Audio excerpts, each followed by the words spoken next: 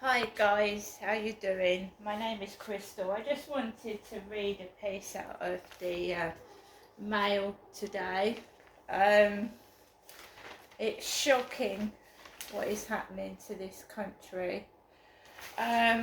Criminals laugh at law under Labour. This is law under the Labour government. So criminals are laughing because they're getting away with crime, right?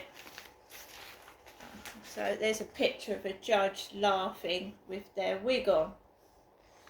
Judges wear wigs, don't they? So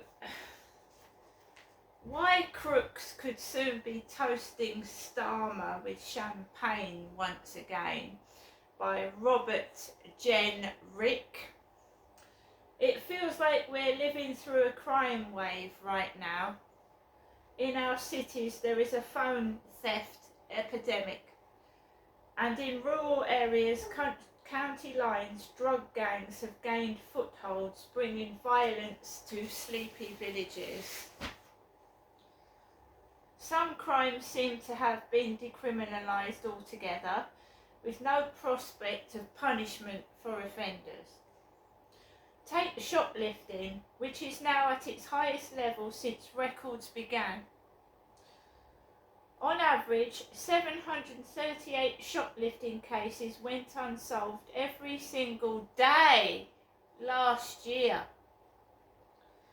It's a little known fact that 10% of criminals are responsible for at least half the crime.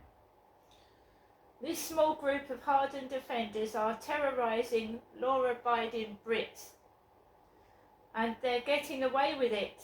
In some cases, criminals with hundreds of prior convictions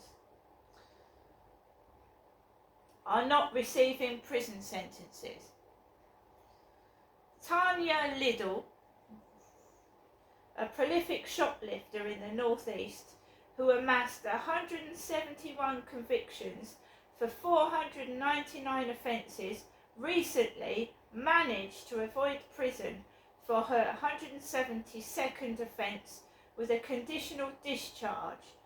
That's mind-boggling. And if these hyper-prolific offenders do actually get sent to jail, they receive weak sentences that are watered down further by the government's early release scheme. The cases exposed by Dr. Lawrence Newport and the Mail today show that even criminals with a history of violence are getting off scot-free. Few cases are more shocking than that of Daniel Shalacombe. He recently received just 9 weeks for beating up his girlfriend, despite his long history of violence against his partners and 11 prior convictions. Or Abdurrahman Abdi, who kicked and punched a man who intervened to stop him harassing a group of girls and had 22 previous convictions. He received just 10 months. In next to no time, these men will be out again to re-offend again and again. Not only is this deeply unfair on communities that have to put up with the same faces ruining their lives, it's frankly dangerous. We are a fair-minded nation that believes in second chances, but right now, hardened criminals are laughing at the government's naivety. If the police targeted prolific criminals and the courts handed down stronger sentences, we could lock these individuals up for longer and cut crime rates. That's what a common sense justice system would do. But instead, Starmer is plotting to scrap short prison sentences later this year, meaning fewer of these prolific offenders will be going to jail. If Labour goes ahead with this, criminals will once again be popping champagne corks in celebration of the Prime Minister's soft touch. Hardened thugs and sex attackers whose sentences make a mockery of justice. Domestic abuser sent down for 9 weeks. A domestic abuser with a long record of violent crime was handed just a few weeks in jail after pleading guilty to assaulting his girlfriend. Daniel Shalacombe had 11 convictions for 13 offences against previous partners, including actual bodily harm, assault and 2 breaches of a domestic violence protection order. Police responded to a dropped 999 call in December to find a woman in distress, Plymouth Crown Court heard in January. Her top was ripped and she had an injury to her cheek, telling officers Shalacombe had bitten her face, but she told police she did not want him arrested. Shalacombe, 38, from Plymouth, admitted assault by beating. He told the court he had used his time in jail to become a humble, better person, and that the couple still planned to wed in June this year. He was sentenced to 9 weeks in jail. Violent attacker given only 10 months. After harassing girls in Manchester city centre, Abdurrahman Abdi then threatened a passer-by who bravely intervened. Later that day, Abdi returned to the scene in Piccadilly Gardens with 7 masked men. They attacked the Good Samaritan, punching him in the face and kicking him in the head while he was on the ground. Days later, in the same location, Abdi targeted another man waiting for a bus, stole his mobile phone, and when challenged, said, "I'll fight you for it." Manchester Crown Court heard Abdi of Wythenshawe had 22 previous convictions for 39 offences, sentencing him to 10 months in jail.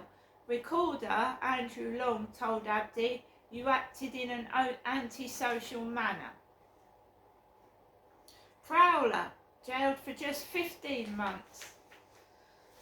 Muftar Mohammed, who had a long list of previous offences, sexually assaulted 3 16-year-old schoolgirls during the afternoon in Derby city centre. The 32-year-old prowler walked up to each of his 3 young victims and grabbed their backsides or breasts before moving on.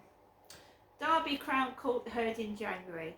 He also walked into a bank and dropped his trousers, exposing himself to staff and customers.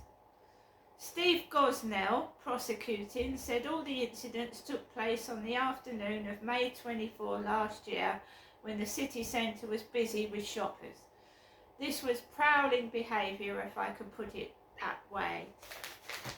The prosecutor said this is not a case where he was waiting for people, he was approaching groups. Mohammed of Derby pleaded guilty to 3 counts of sexual assault and 2 counts of indecent exposure. None of his previous offences were for sex crimes.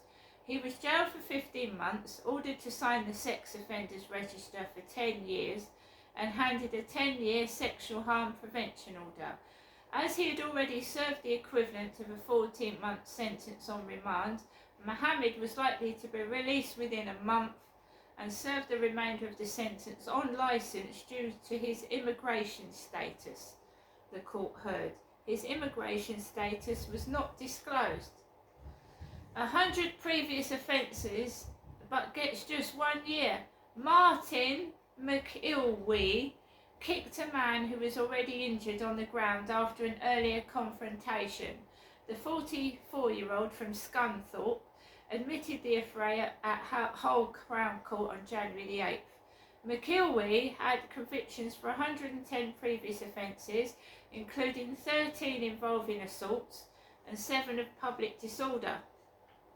Judge John Thackeray, KC, told the offender, "It was a disgraceful incident, whatever the previous conduct by the complainant. You did not have any right or justification whatsoever to deliver a kick or stamp. Jailing McIlwee for a year, the judge said, you have an appalling history of previous convictions." Upskirt pervert handed 2 years.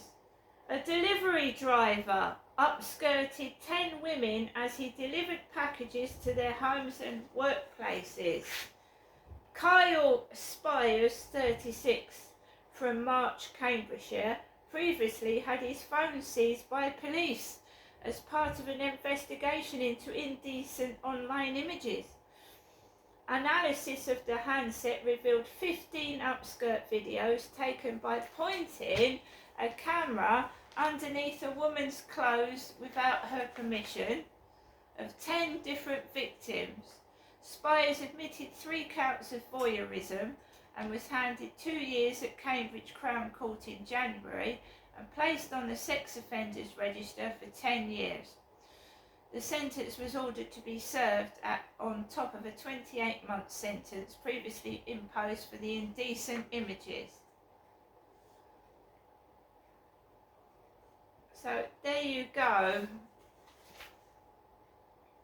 Labour's obsession with slashing the use of prisons will lead to more persistent criminals getting away with soft punishments, it was warned last night.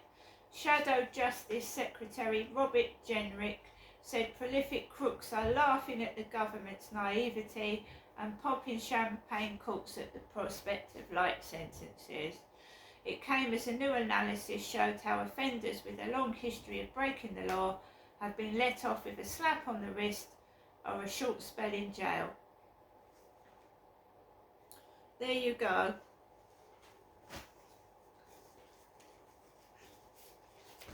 It's all wrong, but what can you do? And that's what the government are doing to criminals, but to the elderly and the disabled, they're cutting their benefits. See you later.